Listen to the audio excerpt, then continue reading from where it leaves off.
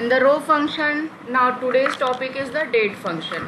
Basically, yesterday we have seen the number function and character function, and there are so many sub functions are there in that we studied yesterday. Now today is the date function. The first one is the date function is the add months. If you want to add some months, suppose अभी अगस्त चल रहा है and you want to know कि what will be the after adding 2 what will be the next month. I mean अगस्त में अगर हम 2 months add करें then it will be the October. तो that you can do by the system also. तो यहाँ पर जो उसका command होगा that is the add months. Return a new date by adding or subtracting a number of months to from the given date. Main suppose अगर हम यहाँ पर run करें, select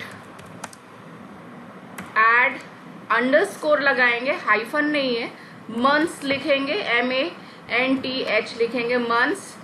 सपोज मैंने सिस डेट लिया और सिस डेट में अभी हमारा जो चल रहा है वो अगस्त है और मैंने इसमें यहाँ पर 3 किया. तो after adding the 3 in this sys date का मतलब है आपका सिस्टम फ्रॉम डुअल. मैंने कल आपको एक यूनिवर्सल टेबल बताई थी, that is called in the SQL it is a dual. Now run this.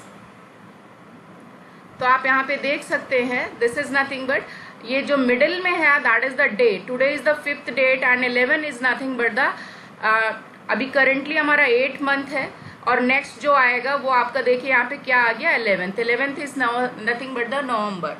If you put here negative symbol, positive means it moves on the forward direction, negative means it moves backward direction. I mean पीछे. अगर अभी अगस्त चल रहा है और आपने उसमें 3 minus किया तो ये प्रीवियस मंथ्स को हमारे दिखाएगा. दैट मीन्स मे आ गया, यहाँ पर आप देख सकते हैं. तो this is the use of the add months. Now the next one is here months between. Returns a number indicating the difference between the two dates in terms of the months. Means if you are providing the as a parameter to date, then it will give the difference between that two particular date. कि इन दोनों date में months का कितना difference है. तो यहाँ पर अगर हम लिखें मंथ्स बिटवीन का फंक्शन लिखें तो दैट इज नथिंग बट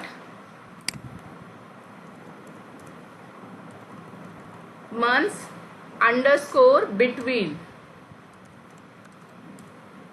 और यहाँ एक सिस डेट है, दूसरा मैं यहाँ पर स्पेसिफाई कर दे रही हूँ खुद ही कोई डेट सिंगल कोट्स में. सपोज अगर मैंने यहाँ पर लिखा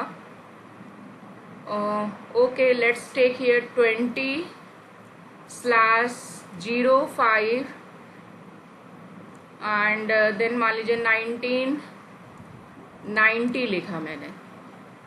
तो अब ये सिंगल कोट्स होना चाहिए एंड देन टेक दिस. तो करंट डेट से इस डेट को यहाँ पर वो कर देगा, डिफरेंस निकाल देगा. Not a valid month, sorry यहाँ पे 20 मैंने मंथ जो होगा वो 12 तक ही होना चाहिए, 12 तक होना चाहिए. सपोज 11 लिखा एंड देन यहाँ पर आप लिख सकते हो 15 लिख सकते हैं क्योंकि ये जो है यहाँ पर MMDDYY का है फॉर्मेट. सिस्टम जो है वो उसी चीज़ को यहाँ पे ले रहा है. तो आप देखिए यहाँ पे मंथ्स कितने दोनों के बीच में बिटवीन आ गया 356.000.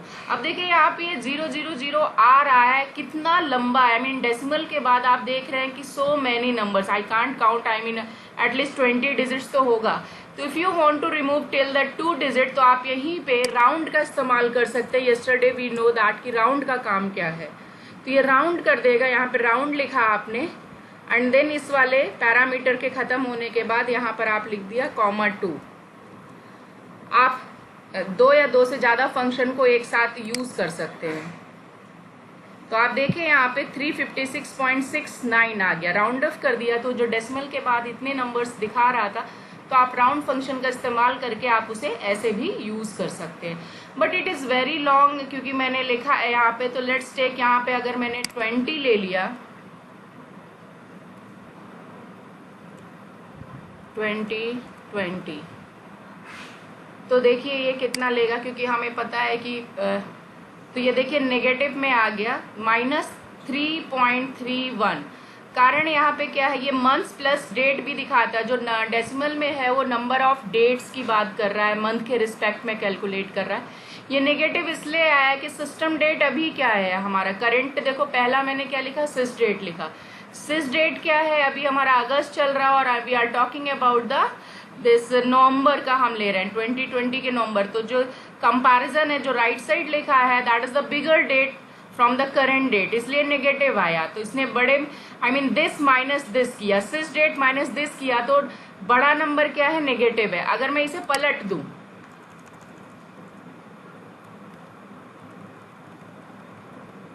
इसे बाद में लिख दूं, तो देखिएगा ये पॉजिटिव आना चाहिए यहाँ पर। ना देखो यहाँ पे जो नंबर आ रहा 3 डिजिट्स वही है, डिजिट्स में कोई चेंज नहीं आएगा, बट जो पॉजिटिव एंड नेगेटिव ये इंडिकेट कर रहा है कि the first one is the new date और the last one is the new date. It depends on your choice कि आपने पहले क्या रखा हुआ है। तो this is the months between concept. The next one is a sys date, already I told you.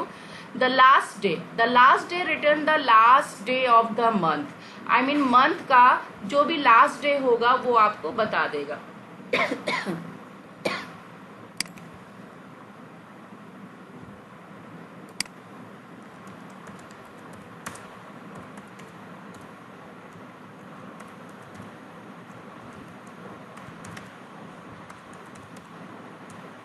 I'm using here the sys date. I'm not providing any date. You can provide here the date. Then that particular month का वो बता देगा कि last day क्या होगा। तो देखिए यहाँ पे अगस्त चल रहा है, तो यहाँ पे देखिए 8वां महीना, that means August, and then the last day will be the 31st 2020. So this is the way you can use the last day function. The next day returns a new date for the next day mention as the name. जो भी आप यहाँ पर provide करोगे वो ये बता देगा। तो सपोज यहाँ पर लास्ट डे की जगह मैंने लिखा नेक्स्ट डे। साथ ही साथ आपको ये भी बताना होगा कि आप क्या देखना चाहते हो। सपोज मैंने यहाँ पे लिखा मंडे, एंड क्योंकि ये स्ट्रिंग वैल्यू है तो सिंगल कोट्स का इस्तेमाल करना होगा आपको। तो देखिए मंडे जो होगा वो यहाँ पे 10 तारीख को होगा। जो कमिंग मंडे आएगा वो 10th को होगा। आज की डेट अगर 5 है तो नेक्स्ट मंडे जो आएगा, कमिंग मंडे जो आएगा, that will be on the 10th of the August.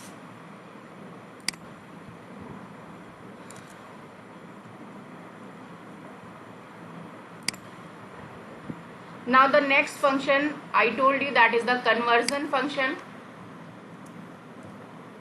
Conversion function is nothing but कि हमने एक जगह से दूसरी जगह को चेंज करना। दैट मीन्स अगर हम कैरेक्टर है तो कैरेक्टर को दूसरे फॉर्मेट में, जैसे आप लोगों ने सी में भी देखा होगा, इंटीजर को फ्लोट या फ्लोट को डबल में, उसके हायर में अपग्रेड कर देना।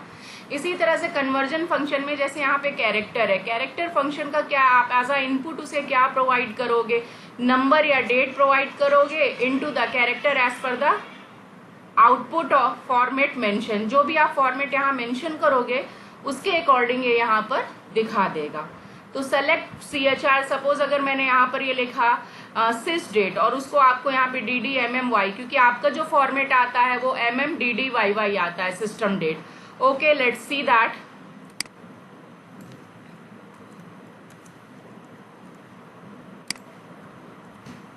देखिए अभी जो सिस्टम डेट होता है पहले मंथ होता है, फिर डेट होता है, फिर ईयर होता है।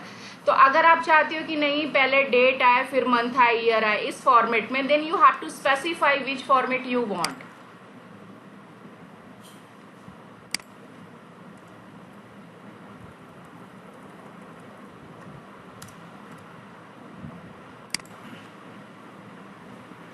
then now the date is coming first and then month and then the year. So whatever the format you are specifying in the second space, that means this space, यहाँ पे आप date दोगे और उस date को आप किस format में देखना चाहते हो वो आपको यहाँ पे स्पेसिफाई करना पड़ेगा। वो भी सिंगल कोट्स में डालोगे because everything is treated as a string और स्ट्रिंग को हमेशा सिंगल कोट्स में देना होगा। इवन अगर आप ये फॉर्मेट देना चाहते हैं, देखिए ये कि डेट टाइम वगैरह सभी कुछ आए, तो you can specify this way also, then it will take this one तो यहाँ पे देखिए आपने सिस्टम डेट उसे दिया, आप सिस्टम डेट की जगह यहाँ पे कुछ और भी दे सकते हैं। तो नाउ दिस वन देखिए यहाँ पे क्या है, डेट आ गया, आपने क्या दिया, पहले डेट है, फिर मंथ है, फिर ईयर है, फिर आपने टाइम जो है वो 24 आवर्स में दिया है, मिनट है एंड देन सेकेंड है, ये स्पेसिफाई कर दिया। सपोज अगर मुझे यहाँ सिस्टम डेट की जगह अगर अपना हमारा जो एमपी टेबल है उसमें हायर डेट नाम से डेट ज्वाइनिंग डेट को उन्होंने हायर डेट के नाम से सेव कर रखा, तो instead of the dual you can use here EMP table. तो आप देख सकते हैं कि ईएमपी टेबल में अगर डेट को ऐसे स्पेसिफाई करके आपको रिपोर्ट बनानी है और इस फॉर्मेट में बनानी है तो you can apply this way. तो आप देख सकते हैं कि नाउ द फॉर एवरीबडीज, यहाँ पे जितने लोगों ने जिस डेट में भी ज्वाइन किया है उनका देखो डेट और टाइम, क्योंकि टाइम तो उस समय नहीं पता था, तो देखो बाकी सारा टाइम वगैरह जो है वो 00 दिखा रहा है, ठीक, क्योंकि वो स्टोर डेट है, स्टोर डेट में वहां टाइम स्टोर्ड नहीं है, तो इस वजह से बाकी सारा 0 है एक्सेप्ट द डेट। इसी तरह से अगर आपको उसे कुछ सैलरी को डॉलर में करना है, जैसे सैलरी है हमारे पास,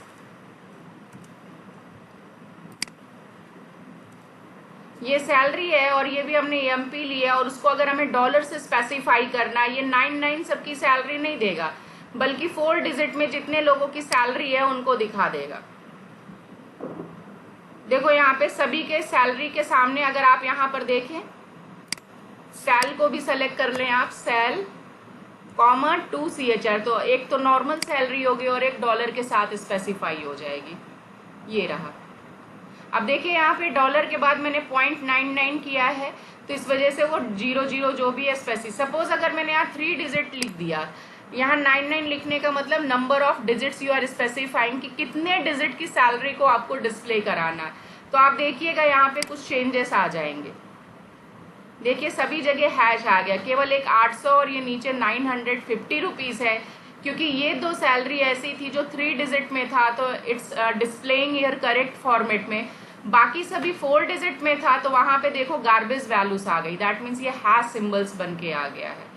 तो आप यहाँ पर ये जो स्पेसिफाई कर रहे हो ये आप ध्यान रखना। सपोज अगर हमने 5 डिजिट कर दिया, देन ऑटोमेटिकली आपकी जो सैलरी हो 4 की अगर आप 5 स्पेस में दिखा रहे हो तो वो तो ऑटोमेटिक ले ही लेगा, बिगर में प्रॉब्लम नहीं आती है, स्मॉलर में प्रॉब्लम आती है कि जो साइज ऑलरेडी अगर उससे कम साइज को स्पेसिफाई करोगे तो ये आएगा, रॉन्ग हो जाएगा। तो now the next one is to date. अगर आप अभी तो हमने ये देखा है कि यहाँ पे जो कैरेक्टर हमने स्पेसिफाई किया उस फॉर्मेट में उसने दिखा दिया, आई मीन जो आउटपुट फॉर्मेट आपका आएगा वो कैरेक्टर के फॉर्म में आएगा। द नेक्स्ट वन है कि अगर आपको कोई चीज डेट फॉर्म में डालनी है, अब आपका ऑलरेडी यहाँ पर है, तो अभी क्या है जो आपका जो डेट आता है वो आपका कैसे आता है, तो अगर आपको यहाँ पर इंसर्ट करने की जगह आप यहाँ पे सेलेक्ट भी कर सकते हैं कि आप उस वाले फॉर्म में डेट को देखना चाहते हैं, तो आप डेट को स्पेसिफाई करिए और डेट को देख सकते हैं। जैसे चलिए यहाँ पर हम देखते हैं, तो यहाँ पे होगा टू डेट, 2 कैरेक्टर की जगह आप यहाँ पे लिखिए टू डेट, यहाँ पे मैंने लिखा और मान लीजिए यहाँ पे मैंने लिखा system date,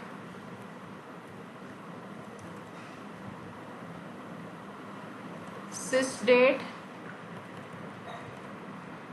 and use here dual, I'm not taking the EMP table, and suppose मैंने यहाँ पे हायर डेट लिखा, हायर डेट की नहीं सॉरी sys डेट,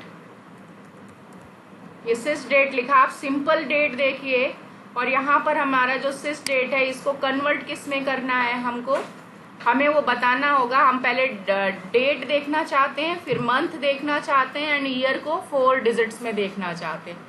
आप अपना स्पेसिफाई करिए यहाँ पर कि आप इसको किस फॉर्मेट में देखना चाहते हैं डेट को, तो ये क्या करेगा, जो भी चीजें आपने दी हैं उसको डेट फॉर्मेट में कन्वर्ट कर देगा। यहाँ पे देखिए आप, जो नॉर्मली हमारा सिस्टम डेट है वो पहले मंथ को लेता है, फिर मंथ को लेता है, फिर डेट को, फिर आपका लेता है ईयर। अभी हमने उसको क्या, हमको ये फॉर्मेट चाहिए कि पहले हम डेट को देखें, ऐसा डे को देखें, फिर मंथ को और फिर ईयर को, तो आप यहाँ स्पेसिफाई कर सकते हैं। Even you can specify like that also, किसी को चाहिए नहीं जी मुझे तो पहले ईयर चाहिए एंड देन फिर मंथ चाहिए एंड देन फिर हमें डेट चाहिए, हमने ये स्पेसिफाई कर दिया, then it will take that.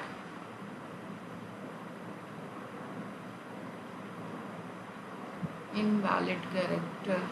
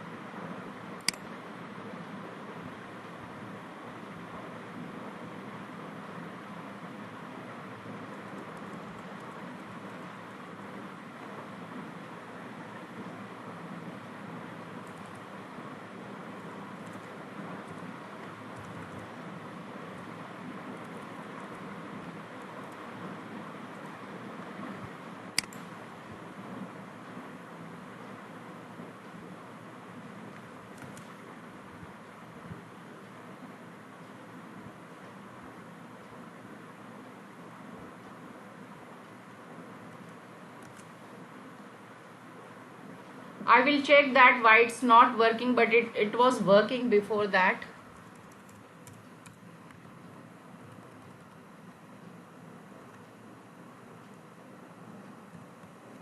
DD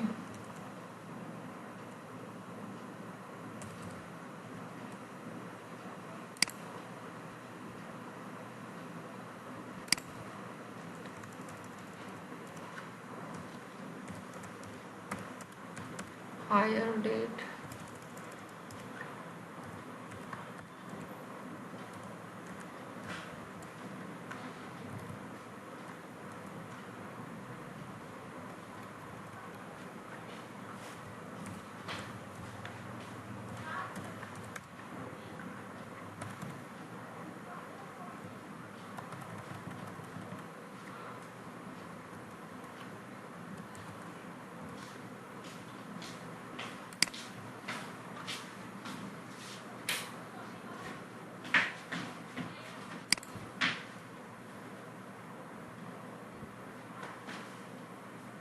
Okay, this format is not taking in this style.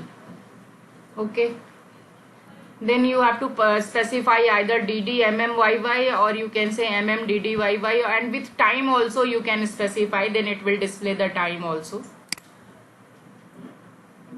That means you can take this format also.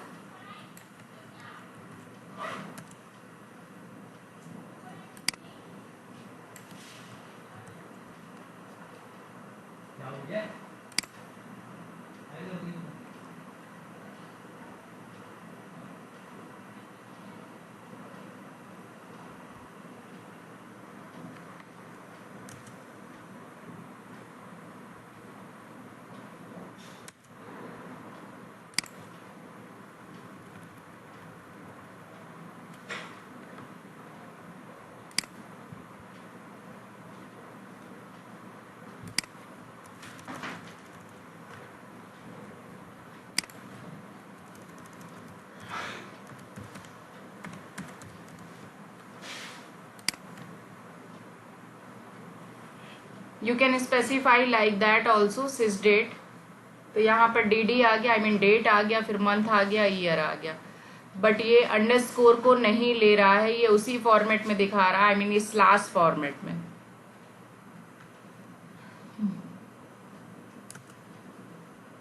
Okay, I will check that once again. Now next यहाँ पर है the main important function, you must know the NVL function, that is the other function. NVL function is very useful wherever you have specified the null values. Null values यहाँ पे जैसे suppose यहाँ पे अगर मैंने हमारी जो EMP टेबल है उसमें आपने ये स्पेसिफाई किया है सेलेक्ट सेल प्लस, अगर मुझे ये देखना है कि एम्प्लॉय की कितनी यहाँ पर टोटल सैलरी है, दैट मीन्स उसकी इनकम कितनी है विथ ओरिजिनल सैलरी और किसी किसी को कमीशन भी मिल रहा है, तो यू वांट टू नो कि भाई दोनों को जोड़ के कितना आएगा, तो हम इसे कैसे कैलकुलेट करेंगे फ्रॉम EMP. जनरली हम ये काम करते हैं कि select name sale plus commission from EMP, then आपका आंसर आ जाएगा.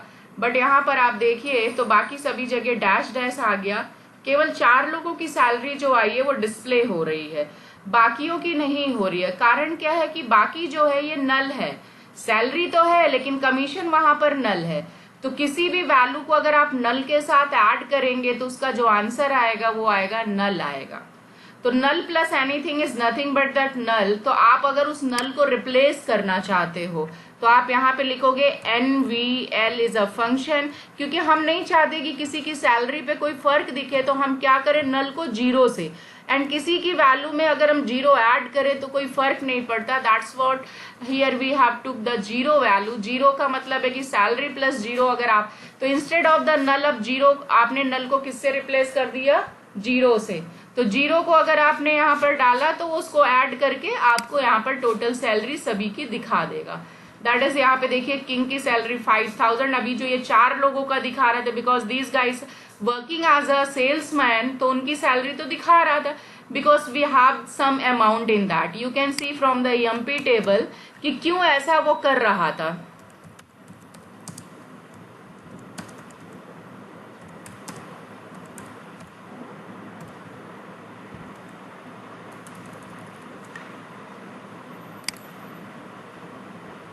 तो आप यहाँ पे देख सकते हैं कि ये देखिए सैलरी वाले कॉलम में सभी की सैलरी है, बट यहाँ पर कमीशन वाले कॉलम में केवल 4 लोगों की थी कमीशन। तो दैट्स द रीजन, अगर हम एनुअल फंक्शन का इस्तेमाल नहीं करते हैं तो नल के साथ सैलरी को ऐड करके वो नल बना दे रहा था, लेकिन इनका यहाँ पे नल नहीं था तो 1600 प्लस 300 ऐड करके वो 1900 बता रहा था।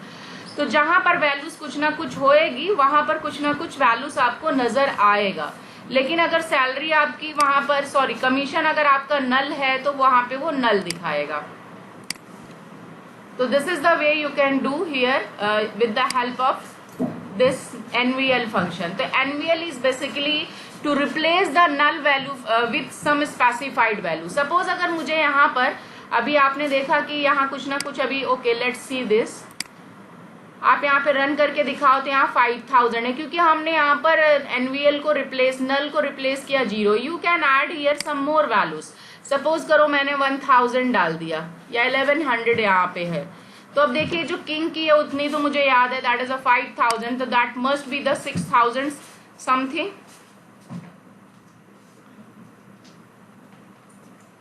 इनवैलिड कैरेक्टर, एक्चुअली मुझे ये सेलेक्ट करके रन करना था, दोनों एक साथ रन कर दिया था, इस वजह से नहीं आया।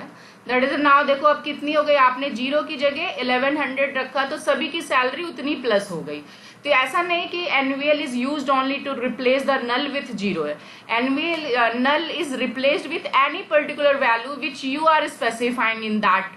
तो दैट इज, यहाँ पे देखिए हमने 1100 से स्पेसिफाई किया तो 1100 सबकी सैलरी में ऐड हो गया और वो इंक्रीज हो गई।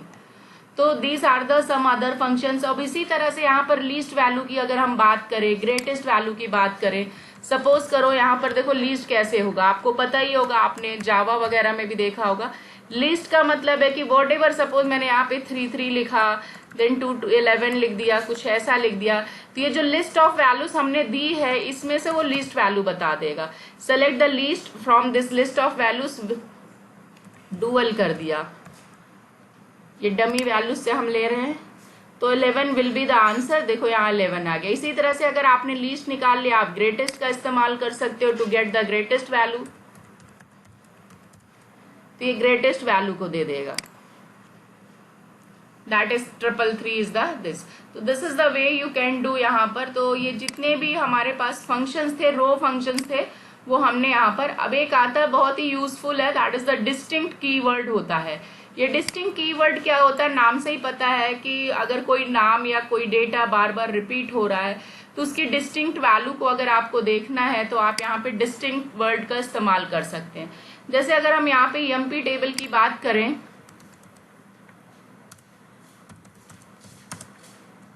सेलेक्ट स्टार फ्रॉम EMP, तो आप देख सकते हैं यहाँ जो जॉब है, जॉब में देखिए मैनेजर बार बार रिपीट हो रहा है, एनालिस्ट रिपीट हो रहा है, सेल्समैन, क्लर्क, तो ये सारे रिपीट हो रहे हैं। अगर आपको ये जानना है कि what type of the job available in your organisation, तो आप बार बार मैनेजर, एनालिस्ट थोड़ी बताएंगे, आप तो टोटल ये बता देंगे, जैसे प्रेसिडेंट है कितने आपने एक करके काउंट कर लिया जी, क्लर्क की पोस्ट है, सेल्समैन है, एनालिस्ट एंड प्रेसिडेंट है, 4 है। तो अगर आप ये जानना चाहते हैं तो आप यहाँ पे लिख सकते हैं select distinct and then mention here job. तो ये क्या करेगा, आपको जॉब वाले कॉलम से जो भी वैल्यूज है उसको डिस्टिंक्ट यानी एक बार डिस्प्ले करेगा। तो आप देखिए कितनी जॉब है, क्लर्क है, सेल्समैन है, प्रेसिडेंट है, मैनेजर। ये जो डैश है ना, एक्चुअली मैंने एक रो इंसर्ट करी थी तो उसमें कोई जॉब स्पेसिफाइड नहीं है, तो उसको भी यहाँ पे लिस्ट पे डाल दिया कि एक ब्लैंक पड़ा हुआ है।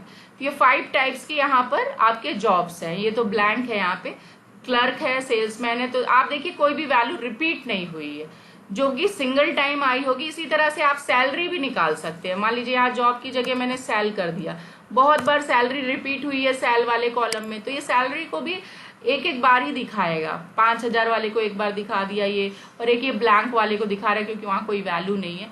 तो जो सिंगल सिंगल है वो उनको दिखा देगा। यहाँ पर आप किसी भी कॉलम पे इसे अप्लाई कर सकते हैं। इसी तरह से मान लीजिए मैंने यहाँ डिपार्टमेंट वाले पे कर दिया, डिप्टी नंबर पे, तो आपको पता है कि कितने डिपार्टमेंट यहाँ है इस टेबल में, तो आप देख सकते हो यहाँ पे 3, 10, 20, 30, क्योंकि ये वाला खाली पड़ा हुआ है तो उसको भी वो दिखा दे रहा है यहाँ पर। तो this is the way you can use this distinct keyword. Distinct keyword का हम इस्तेमाल कर सकते हैं। This topic I will discuss in the next class.